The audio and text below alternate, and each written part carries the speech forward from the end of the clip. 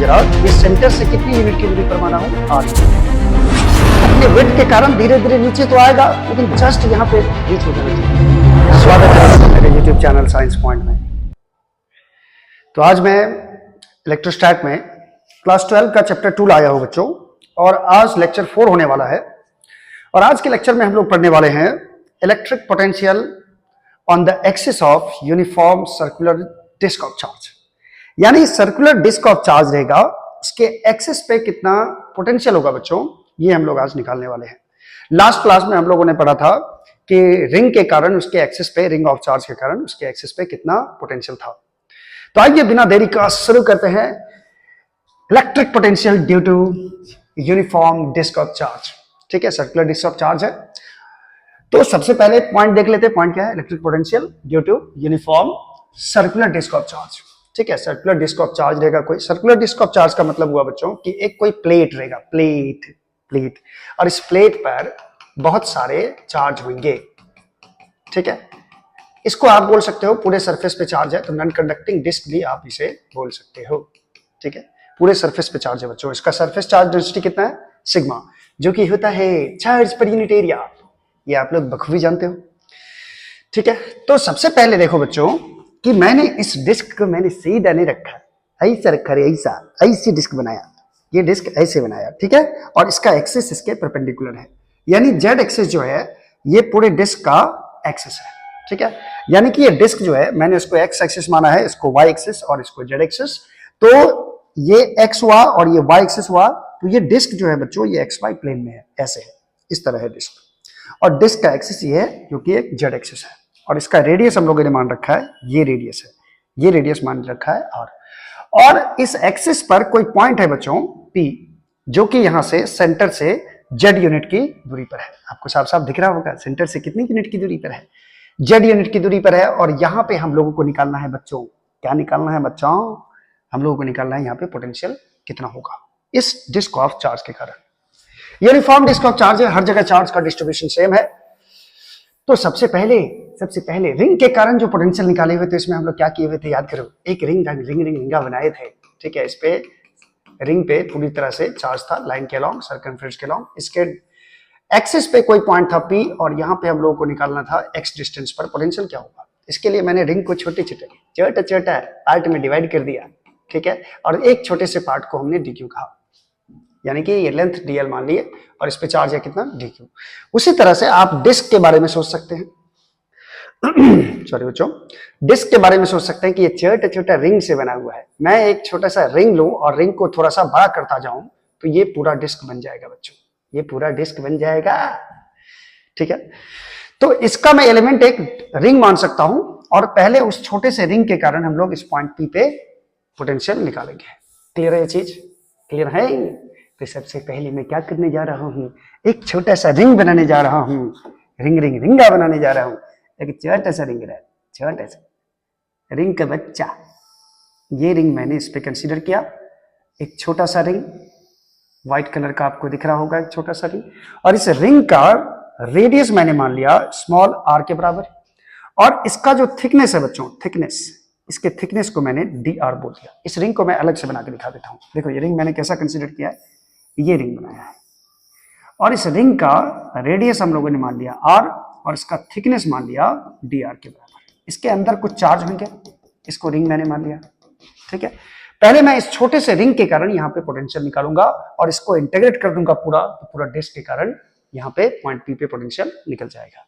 तो आइए फिर ऐसा डेरिवेशन है, इसको ध्यान से देखिए। सबसे पहले पोटेंशियल निकालना है हम लोगों को at P due to elemental ring, ring के कारण पहले पोटेंशियल निकालना है बच्चों। लेकिन इस रिंग पर कितना चार्ज होगा ये निकालना है। पूरे सरफेस का चार्ज डेंसिटी दे रखा है सिग्मा। ठीक है, तो इस छोटे से रिंग पे कितना चार्ज आएगा ये आपको निकालना होगा, जिसका रेडियस है r और थिकनेस है dr के बराबर, छोटे से रिंग के कारण। तो पहले इस रिंग का एरिया निकालना होगा बच्चों। ये एरिया कितना होगा याद करो, मैंने ये एरिया बताया था, da बराबर, लास्ट लेक्चर में हम लोगों ने सीखा था कि ये 2πr इंटू dr होता है। इसका एरिया, इस रिंग का एरिया 2πr इंटू dr। अगर आपको याद नहीं है तो रिंग को खोल के देखो रे, ये रिंग है, इसका रिंग का रेडियस है r, इसका थिकनेस है dr। इसका थिकनेस बच्चों बहुत छोटा है, मैंने जितना मोटा रिंग दिखाया उतना है नहीं, बस रिंग एक लेयर का है और बस इसका थिकनेस है। ठीक है, चलो अब इसका सबसे पहले क्या करो, एक कट मार दो, कट कट कट कट करके इसको सीधा कर दो, सीधा कर दो, सीधा कर दिया मैंने सर, मैंने तो रेक्टेंगल पाया रे। तो बच्चों ये जो लेंथ होगा इसका, ये लेंथ कितने के बराबर होगा, 2 पाई r के, क्योंकि ये सरकमफ्रेंस है। तो इसी 2 पाई r रिंग को काट करके क्या कर दिया, ओपन कर दिया। तो ओपन कर दिया तब भी इसका लेंथ कितना रह जाएगा, 2 पाई r रह जाएगा। और ये जो थिकनेस होगा बच्चों, ये इस थिकनेस के बराबर होगा, यानी ये जो थिकनेस होगा, चौड़ाई होगा इस रेक्टेंगल का, वो हो जाएगा dr। अब बताओ इसका एरिया कितना होगा, एरिया बराबर आयत का क्षेत्रफल, लंबाई गुने चौड़ाई, लेंथ इनटू ब्रेथ। तो ये लेंथ हो जाएगा 2 पाई r और इसका चौड़ाई हो गया dr, तो इसका एरिया हो जाएगा 2 pi r into dr। Clear है? चलो अब हम इस पे कितना चार्ज है ये निकाल सकते हैं, क्योंकि पोटेंशियल निकालने के लिए पहले इस पे चार्ज भी निकालना होगा। तो रिंग पे चार्ज कितना होगा बच्चों, पहले ये निकाल लेते हैं। रिंग पे चार्ज होगा, मान लेते हैं dq। रिंग पे चार्ज कितना है, dq। इस रिंगा पे कितना चार्ज रहे, dq, और dq बराबर फॉर्मूला लगा देंगे यहाँ पे सिग्मा इंटू da के बराबर। ठीक है, क्योंकि सिग्मा बराबर होता है dq बाई ta, तो मैं dq यहां से निकालूंगा तो कितना आएगा बच्चों, सिग्मा इंटू da के बराबर। यानी रिंग के एरिया को सिग्मा से मल्टीप्लाई कर दोगे तो इस रिंग पे कितना चार्ज आएगा ये निकल जाएगा। तो dk इक्वल टू मैंने फॉर्मूला लगाया यहाँ पे सिग्मा इंटू da के बराबर। अब बच्चों बताओ इस छोटे से रिंग के कारण इस पॉइंट P पे पोटेंशियल कितना होगा, याद करो फॉर्मूला। रिंग के कारण बच्चों x डिस्टेंस पर जो पोटेंशियल होता है, इसका रेडियस मान लो रिंग का कितना है, r है। ठीक है, कैपिटल R भी मान सकते हो, स्मॉल r भी मान सकते हो। रिंग के कारण इसके एक्सिस पे जो पोटेंशियल होता है बच्चों, ये होता है, इस पे चार्ज q मान लो, तो k q by root under r square plus x square होता है। याद करो फॉर्मूला। रिंग के कारण जो पोटेंशियल होता है वो k q by root under r square plus x square होता है। तो चलो इस रिंग के कारण यहाँ पे पोटेंशियल कितना होगा ये हम लोग को निकालना है पहले। तो इस रिंग के कारण जो पोटेंशियल होगा, इसके मैंने छोटा dv मान लिया, dv मतलब सिर्फ इस रिंग के कारण, पूरे डिस्क के कारण नहीं।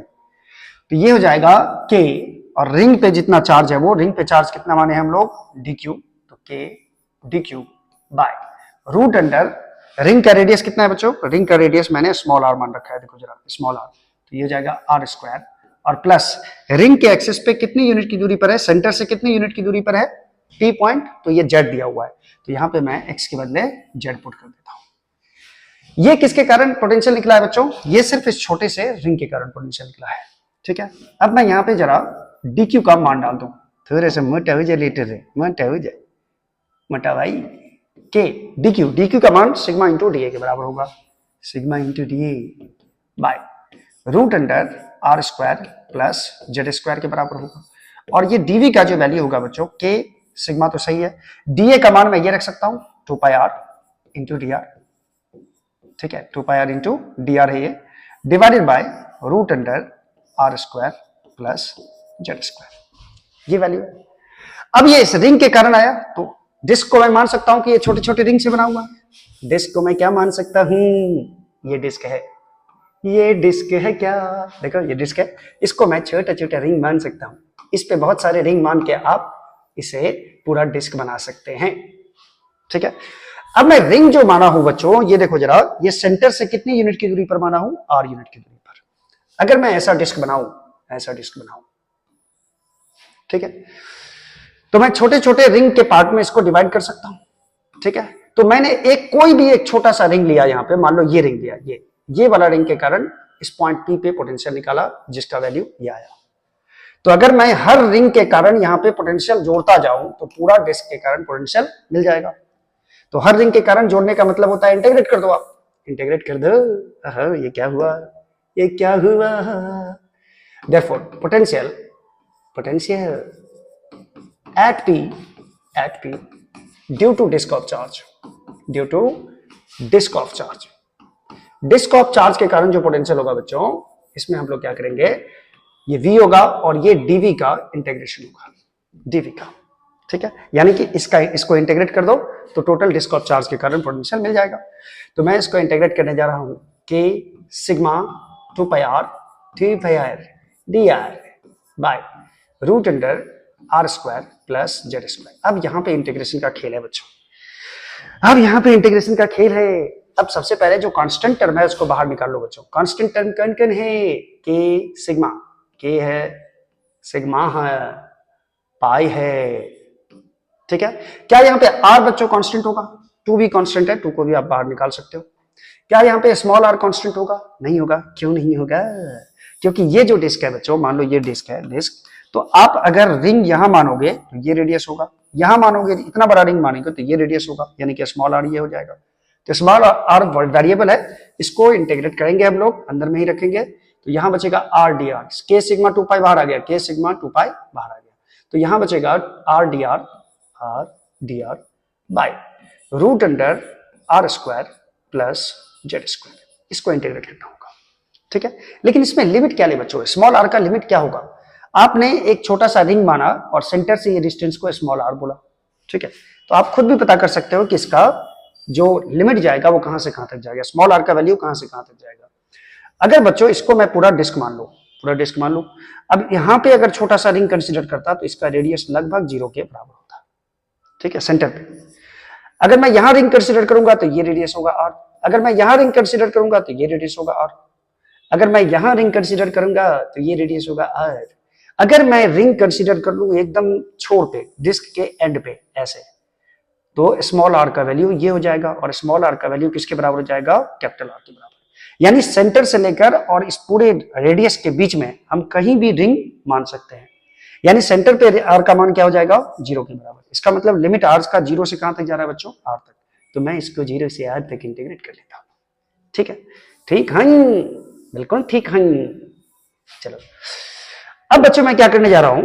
v बराबर लिखने जा रहा हूं 2k सिग्मा पाई, और 0 से r तक ये जो इंटीग्रेशन है इसको मैं i मान लेता हूं, इसको मैं i मान लिया। अब मैं इसको सॉल्व करके यहां पे मान रख दूंगा i का।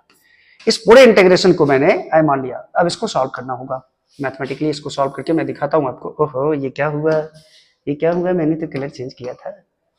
तो मैंने इसको i मान लिया है, इसको i मान लिया। अब इसको सॉल्व करते हैं नेक्स्ट पेज में। 0 से आ रहा है r d r by root under are square plus Z square है। चले चले चले सॉल्व करने चले। तो i बराबर हम लोगों ने क्या माना? 0 से r d r by root under are square plus Z square, ठीक है। यहां पे जेड बच्चों कांस्टेंट है, ध्यान देना, जेड क्या है? कांस्टेंट। कैसे? तो बच्चों सेंटर से कितने यूनिट की दूरी पर आपको पोटेंशियल निकालना है ये दिया हुआ है। तो आप रिंग कहीं भी मानोगे, इससे जेड का वैल्यू बदलने वाला नहीं है, इसलिए यहां पे जेड क्या हो गया? कांस्टेंट हो गया, कांस्टेंट, ठीक है। अब बच्चों इंटीग्रेशन सॉल्व करना आप लोग जानते होंगे, इसको सब्स्टिट्यूशन मेथड से बच्चों सॉल्व किया जा सकता है कि let R square plus Z square को कुछ मान लो। R square plus Z square के मैंने मान लिया टी के बराबर है, ठीक है। अब मैं डिफरेंशिएट करूंगा तो आर स्क्वायर का 2r हो जाएगा, डी आर, जेड तो 0 हो जाएगा, और ये टी का 1 dt, यानी टी का यहाँ पे dt मैं लिख दूं, और आर डी आर के बदले मैं लिखने वाला हूं dt बाई 2, dt बाई 2, ठीक है। उसके बाद लिमिट भी चेंज होगा बच्चों। एच लिमिट कैसे चेंज होगा? तो t बराबर क्या माने हो आप? R square plus Z square के बराबर, यानी इसमें वेरिएबल है स्मॉल आर, इसमें वेरिएबल कौन है? Small r. अगर स्मॉल आर का वैल्यू लिमिट रखे 0, अगर मैं आर बराबर 0 रखूं तो टी का वैल्यू मिलेगा 0 square plus Z square, that is Z square मिलेगा। और यदि मैं स्मॉल आर का वैल्यू कैपिटल आर के बराबर कर दूं, स्मॉल आर का वैल्यू कैपिटल आर के बराबर, तो यहां पे बच्चों टी का वैल्यू क्या मिलने वाला है? Capital R square plus Z square के बराबर। अब मैं लिमिट चेंज करूंगा जेड स्क्वायर से R square plus Z square तक, ठीक है। ठीक है, तो आई बराबर कितना हो जाएगा? सोचिए जरा। यहां पे आर डी आर के बदले मैं लिखने वाला हूं dt बाई 2, dt बाई 2, ठीक है। और root under are square plus Z square है बच्चों, तो R square plus Z square को मैंने क्या मान लिया है? टी मान लिया है, तो यहां पे मैं लिखने वाला हूं टी, रूट टी। और लिमिट चेंज होगा बच्चों जेड स्क्वायर से R square plus Z square, Z square से R square plus Z square तक लिमिट चेंज होगा। इसको मैं थोड़ा सा साफ साफ लिख दूं, साफ साफ लिख दूं रे, आई बराबर साफ साफ नहीं दिख रहा था। आर डी आर के बदले बच्चों dt बाई 2, और root under are square plus Z square के बदले टी। लिमिट चेंज कर रहा हूं जेड स्क्वायर से R square plus Z square तक, जेड स्क्वायर से R square plus Z square. अब साफ साफ देखा सर, 1 बाई 2 रूट टू क्या इंटीग्रेशन क्या हो जाएगा बच्चों? रूट टी हो जाएगा, क्योंकि रूट टी का डिफरेंशिएशन होता है 1 बाई 2 रूट टी। तो यहाँ पे बच्चों इंटीग्रेशन आएगा आपको रूट टी के बराबर, रूट टी के बराबर इंटीग्रेशन आ गया। ओहो सॉल्व हो गया, तो अब क्यों इंटीग्रेशन का साइन, ये रूट टी के बराबर है। इसका इंटीग्रेशन होगा जेड स्क्वायर से Z R square plus Z square तक, R square plus Z square तक। तो आई का वैल्यू हो जाएगा बच्चों, हाँ इंटीग्रेशन का साइन है क्यों, तो पहले रूट अंडर टी के बदले क्या रखोगे, root under are square plus Z square, और माइनस रूट अंडर टी है तो टी के बदले जेड स्क्वायर पुट करोगे, यानी कि आई का जो वैल्यू आ रहा है बच्चों ये आ रहा है root under are square plus Z square minus z के बराबर। अब ये मैं आई का वैल्यू रख देता हूं इक्वेशन फर्स्ट में, इस इक्वेशन में रखता हूं। इस इक्वेशन में रखने से आपको डिस्क के कारण कितना पोटेंशियल होगा एक्सिस पे ये मिल जाएगा। तो इक्वेशन फर्स्ट क्या बच्चों, 2k सिग्मा पाई आई, 2k सिग्मा पाई आई बराबर है 2k सिग्मा पाई आई रे आई, ये आया इक्वेशन फर्स्ट से, फ्रॉम फर्स्ट। अच्छा ये v का वैल्यू है बच्चों, सॉरी किसका वैल्यू है, v का वैल्यू है, ठीक है। तो मैं यहां पे 2 इंटू k के बदले रख देता हूं 1/4 पाई एप्सिलॉन नॉट इंटू है सिग्मा पाई, और i का वैल्यू मैं ये रखने जा रहा हूं root under are square plus Z square minus z तो यहां से पाई और पाई मर गया, पाई मर गया, पाई हो गया, और ये 4 निकल गया। v इक्वल टू आएगा sigma by 2 epsilon naught root under are square plus Z square minus z के बराबर। ये पोटेंशियल होता है बच्चों सर्कुलर डिस्क के एक्सिस पे। जैसे मान लीजिए यहाँ पे एक डिस्क है और इस डिस्क पर बहुत सारा चार्ज है, और डिस्क के सेंटर से इसके परपेंडिकुलर एक्सिस पे, यानी कि इसके डिस्क के एक्सिस पे अगर कोई पॉइंट है P और यहां से दूरी दे दिया है Z, तो यहां पे जो बच्चों पोटेंशियल होगा इसका वैल्यू होगा sigma by 2 epsilon naught root under are square plus Z square minus z. ये वैल्यू आपको याद रखना है, ठीक है। अगर बात करें ये पॉइंट P सेंटर पे होता तो क्या होता, सेंटर पे पोटेंशियल कितना होगा बच्चों, सेंटर पे, तो ये P पॉइंट अगर यहां रहता तो ये होता Z के बराबर, अगर पॉइंट P यहां रहता है तो ये होता Z के बराबर, अगर ये पॉइंट P यहां रहेगा सेंटर पे तो सेंटर पे Z का वैल्यू क्या हो जाएगा बच्चों, 0 हो जाएगा। क्लियर है। तो एट द सेंटर अगर बात करें तो Z का वैल्यू क्या हो जाना चाहिए, 0 हो जाना चाहिए। At the centre of disc, disc के सेंटर पे Z का वैल्यू हो जाएगा 0, Z का वैल्यू 0 रख दो इसमें तो सेंटर पे पोटेंशियल मिल जाएगा, तो C माने सेंटर हो गया, sigma by 2 epsilon naught into root under are square plus z का वैल्यू 0 रख दो, 0 का square minus 0, that is centre पे पोटेंशियल होता है बच्चों sigma R by 2 epsilon naught. ये डिस्क के सेंटर पे पोटेंशियल होता है, ये वैल्यू आपको याद रखना है बच्चों। तो आप इसका स्क्रीनशॉट ले सकते हो। चलो अब करते हैं क्वेश्चन जो बदल दे आपकी जिंदगी। चलो सबसे पहले ये क्वेश्चन है, ये क्वेश्चन बच्चों जेई में पूछ चुका है, हाँ पूछ चुका है जेई में, ठीक है।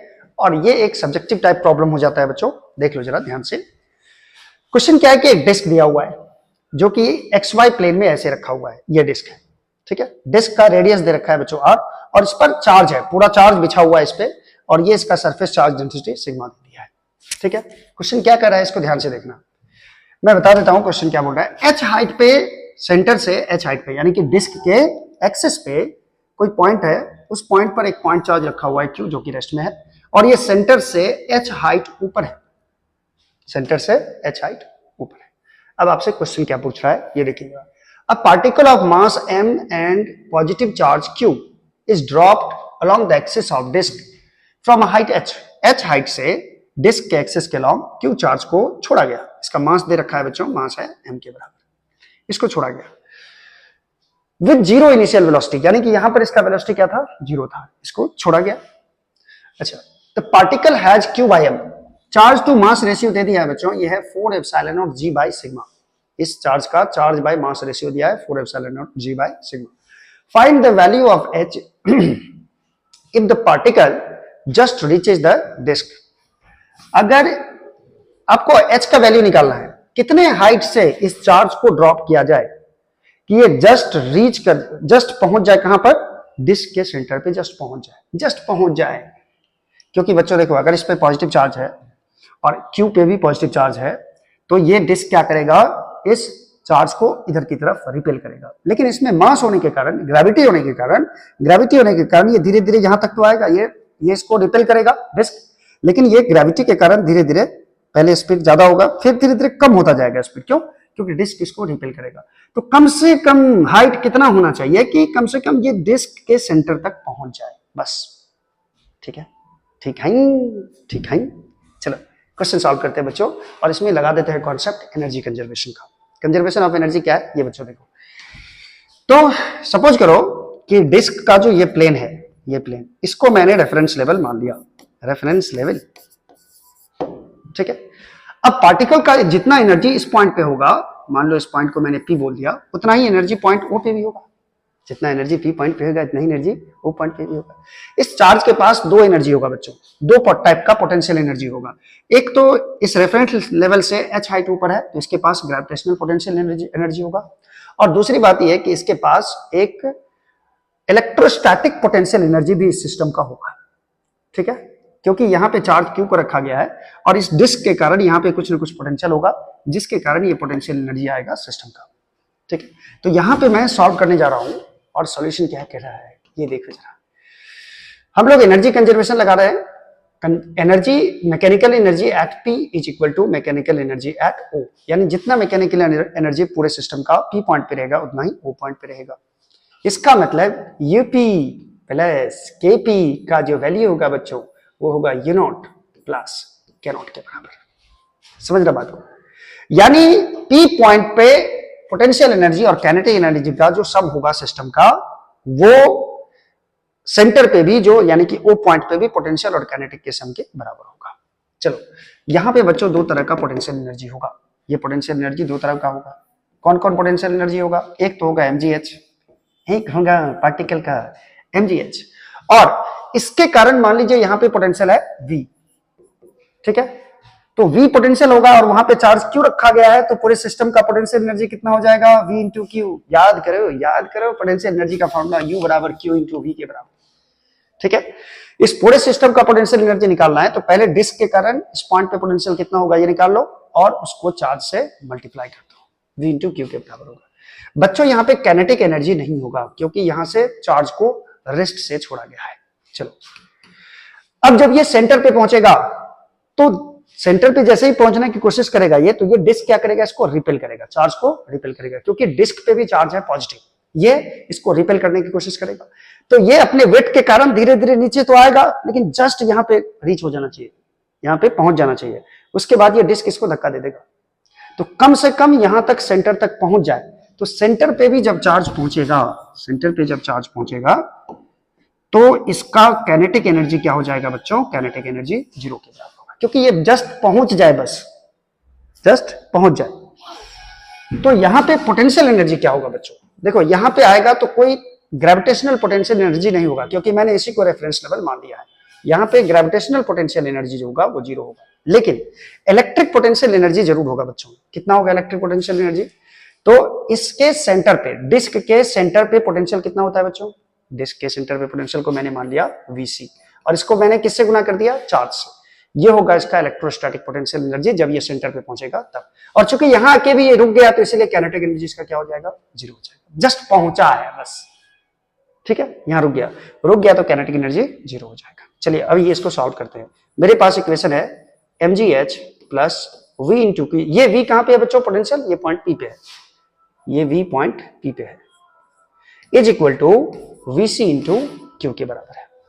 चलिए मैं mgh बराबर लिख लेता हूं, mdh नहीं, Vc क्यू माइनस, इसको मैं इधर ले रहा हूं तो ये हो जाएगा Vp इंटू क्यू के बराबर। क्यू इसमें कॉमन आ जाएगा, क्यू इसमें कॉमन आ जाएगा, mgh बराबर आ जाएगा mgh। मैं इधर लिख लेता हूं बच्चों इस पेज के आगे, mgh बराबर हो जाएगा Vc Q minus Vp Q. तो मैं यहाँ पे क्यू कॉमन लूंगा तो Vc माइनस Vp बचेगा। तो मैं यहाँ पे थोड़ा सा पेज चेंज कर लूं, तो mgh बराबर बोला Vc minus Vp into q के बराबर। अब यहाँ पे एक और कॉन्सेप्ट है बच्चों, ये जो ग्रेविटेशनल पोटेंशियल एनर्जी हुआ वो change in electrostatic potential energy के बराबर है, क्योंकि आप इसको डेल वी बोल सकते हो, Vc माइनस Vp को आप डेल वी बोल सकते हो, और डेल वी इंटू क्यू को आप बोल सकते हो del U. Del V into del Q Q del U. Actually में ये चेंज इन पोटेंशियल एनर्जी है, इलेक्ट्रोस्टैटिक पोटेंशियल एनर्जी, और ये है change in gravitational potential energy. सीधी सी बात है, सीधी सी बात है। जब ये पॉइंट चार्ज पॉइंट पी से यहां पहुंचेगा तो इसके ग्रेविटेशनल पोटेंशियल एनर्जी में चेंजिंग आएगा। तो ग्रेविटेशनल पोटेंशियल एनर्जी में जो चेंज आएगा ये किसके बराबर होगा? ये पूरे सिस्टम के इलेक्ट्रोस्टैटिक पोटेंशियल एनर्जी में जितना चेंज आएगा वो उसके बराबर होगा। मतलब यहां से क्यू चार्ज यहां पहुंचेगा तो जितना इलेक्ट्रोस्टैटिक पोटेंशियल एनर्जी चेंज किया उतना ही ग्रेविटेशनल पोटेंशियल एनर्जी हो गया इसका, जब ये इस पॉइंट पे आएगा तो। चलो, इसका कहने का मतलब है कि electrostatic potential energy is converted into gravitational potential energy. ठीक है, या ऐसा बोल सकते हो कि gravitational potential energy changes into electrostatic potential energy. चलिए आइए इसको सॉल्व करते हैं।